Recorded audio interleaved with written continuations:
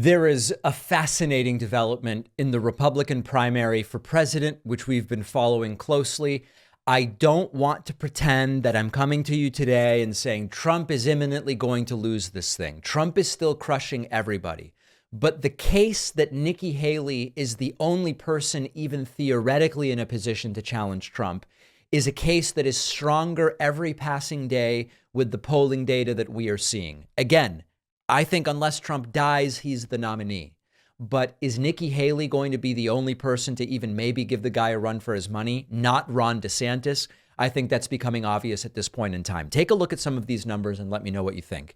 If we start with the national numbers, just general election, Republican polling, national numbers, Donald Trump is in a commanding lead now with more than 61% of the vote.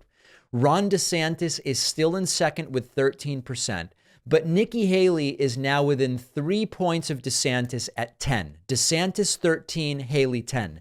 There was a point in time at which it was DeSantis 31, Nikki Haley 1. Think about that. DeSantis 31, Haley 1. And it is now 13 to 10. But these are the national numbers. As maybe you know, the primary isn't held all in one day. It goes in order. And if we start with Iowa, in Iowa, Nikki Haley also is surging from behind Ron DeSantis. And what was once DeSantis 28, Nikki Haley 5 is now DeSantis 13, Haley 14. So in that first caucus where Trump does have a lead, but it is under 50%, Nikki Haley is basically tied with Ron DeSantis.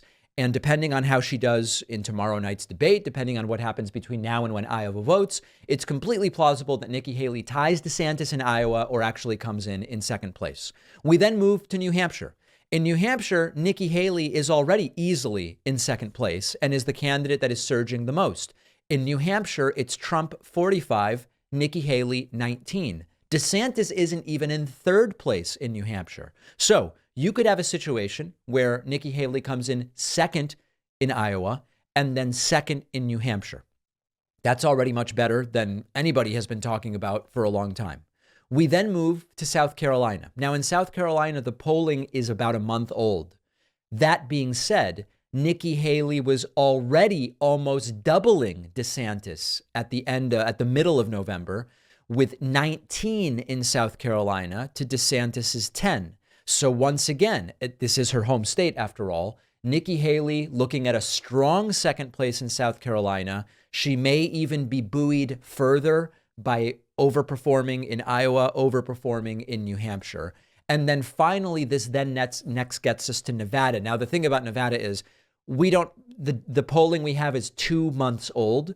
At that time, DeSantis was still in second place. Nikki Haley was in third.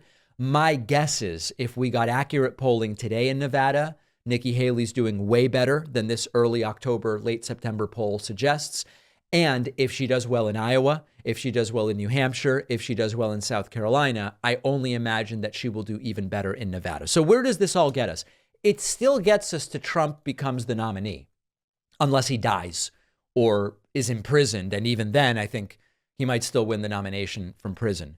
But it tells us that there is at least a contingent of the Republican Party that realizes the future is not DeSantis. Maybe there's an interest in coalescing around somebody else. And maybe the most important takeaway is if something were to happen to DeSantis, if something were to happen to Trump, Nikki Haley would be the natural person to become the nominee rather than DeSantis. I don't think it will happen. But the numbers for Nikki Haley are absolutely fascinating.